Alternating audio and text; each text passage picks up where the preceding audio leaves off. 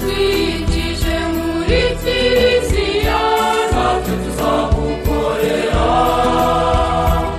Nimukomere batoni b'Imana. Dore amasomo yo kuwa kane tariki 28 Gicurasi 2020. Isomo rya mbere ryo mu gitabo cy'ibyakozwe n'intumwa, umutwe wa 22 umurongo wa 30 n'umutwe wa 23 umurongo wa 6 kugeza ku wa 11. Zaburi ni ya 16. Ivanjili yanditswe na Yohani, umutwe wa 17 umurongo wa 20 kugeza ku wa 26. Nyagasani Yesu nabane namwe. Amagambo mu Ivanjili ntagatifu uko yanditswe na Yohani. Muri icyo gihe agiye kuva kuri iyi si ngo asange se, yubura amaso yerekeza ku ijuru, maze asenga agira ati: si bo bonyine nsabira, ahubwo ndasabira n'abazanyemera babikesha ijambo ryabo, kugira ngo bose babe umwe. Nk'uko wowe dawe uri muri jye, nanjye nkaba muri wowe, ndasaba ko nabo bunga ubumwe muri twe, kugira ngo isi yemere ko ari wowe wantumye. Kandi kuzo wampaye, nanjye nararibahaye, kugira ngo babe umwe kuko natwe turi umwe. Mbe muri bo, nawe ube muri jye, kugira ngo bagere ku bumwe bushyitse, maze isi imenye ko wantumye, kandi ko wabakunze nk'uko wankunze.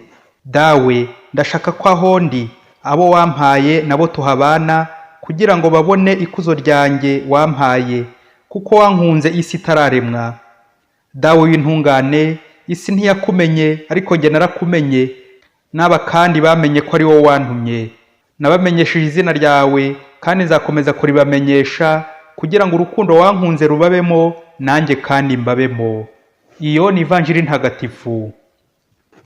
Batoni b'Imana, amasomo y'uyu munsi aradushishikariza gusabira abatemera. Ejo twazirikanaga muri rusange ku isengesho ryo gusabirana, aho Pawulo yasabiraga abakuru ba Kiliziya ya Efezi, naho Yezu agasabira intumwa ze. Uyu munsi ni ukwagura imbibi mu isengesho, tukarenga imipaka. Pawulo na Yezu barabiduhamo urugero. Mu mazina ya Pawulo intumwa ya Kristu harimo iryo bamwita rikomeye, yewe twavuga ko riruta n'ayandi yose. Ni Pawulo intumwa y'amahanga. Ubutumwa bwe bwari ubwo kwigisha abanyamahanga, abapagani, kugira ngo bamenye inkuru nziza, bemere. Ntabwo yagumye gusa i Yerusalemu mu mujyi, ahubwo yakomeje ingendo ze no mu batemera bakure. Aho hose yanyuraga yigishaga abapagani bagahinduka. Yahahuriye n'ibibazo bikomeye: gufungwa, gutotezwa, gukubitwa, ndetse no gupfa yewe. Mu isomo rya mbere rero turumva Nyagasani amubonekera, akamukomeza, akamuhumuriza ubwo yaragiye i Roma, kandi niho nyine azapfira. Ati: Pawulo, komera, uko wambereye umugabo i Yerusalemu, niko ugomba no kuzambera umugabo i Roma. Mu mateka tuzi ko abaromani aribo babambye Yezu ku musaraba mu gihe bari bari ku butegetsi muri Isiraheli. Ariko ntibyatumye Yezu atabasabira, agira ati: dawe bababariye kuko batazi icyo bakora. Yezu rero ntayobewe ko mu bantu hari abagira nabi ku mpande nyinshi. Ntayobewe ko muri Kiliziya harimo abemera ku mubiri, ariko ku mutima ari abahakanyi. Ntayobewe ko hari abanze kumwemera, ariko agakomeza kubasabira. Ati: abo wampaye si bo bonyine nsabira, ahubwo ndasabira n'abazanyemera babikesha ijambo ryabo, kugira ngo bose babe umwe.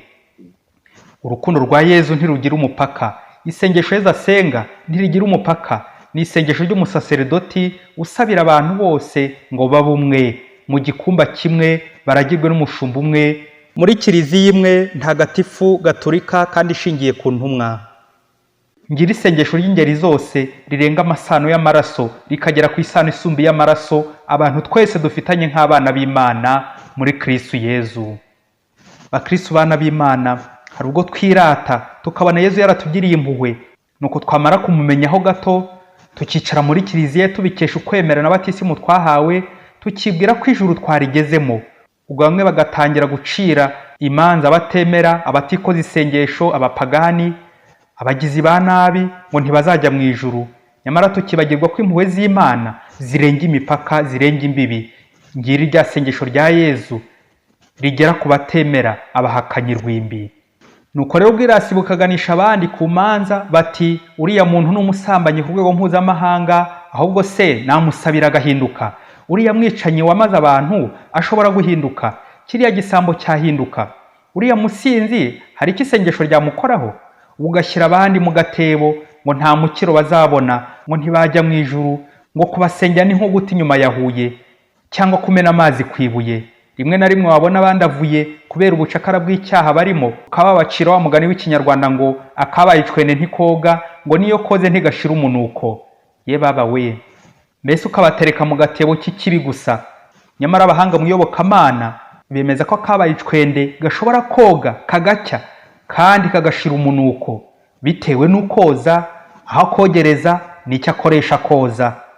Bityo bavandimwe, iyo isengesho ryacu ryatangiye kugira imbibi, ngo njye sinsabira umugira nabi ataza guhinduka akazantanga ijuru cyangwa atazandusha ubuyoboke ku Mana, ndakubwiza ukuri, iryo sengesho ni nyamwigendaho, ryuzuye ubugugu, ubwikunde no kwibona.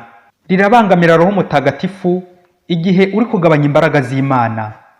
Ikindi kandi, nubwo wamusengera ntabwo ari wowe umuhindura, ahubwo ni Roho Mutagatifu uhindura. Tw'abantu biragoye guhindura umuntu, icyo dukora ni ukumusabira gusa. Mu nama nkuru ya Vatikani ya kabiri mu nyandiko yitwa Lumen Gentium, urumuri rw'amahanga, mu ngingo yayo Le Mystère de l'Église, iyobera rya Kiliziya, aho bavuga ku mukiro w'abari muri Kiliziya n'abibwira ko batayirimo kandi twese tuyirimo, les catholiques. Mu ngingo ya 15 bagaruka ku mukiro w'abatemera, salut des non-croyants. Bati n'abandi bantu atari ku mpamvu zabo bwite batashoboye kwemera ivanjiri ya Kristo na Kiliziya ye, ariko bakaba bashakisha Imana n'umutima wabo wose, bityo kubw'inema z'Imana zibariho, nuko mu migirire yabo bagaharanira gukora ugushaka kw'Imana, ibikorwa byiza bababwirijwe n'umutima nama wabo. Abo nabo bashobora kuronka ingoma y'ijuru. Muvandimwe, mu Kristo dusangira urugendo rugana mu ijuru.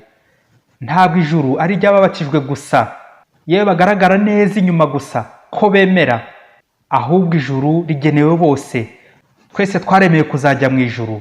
Nk'abakristo twese dufite inshingano zo gusabira abantu bose, abemera n'abatemera, abakristo n'abapagani, abo tuzi n'abo tutazi, kuko Pawulo abiduhamo urugero atwibutsa kwagura imbibi mu isengesho ryacu rikajya no ku bandi batemera.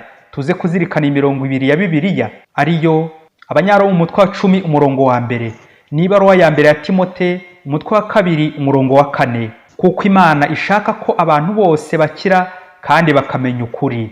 Nimugira amahoro. Padiri Masumbuko Ladislas wa Diocese ya Cyangugu.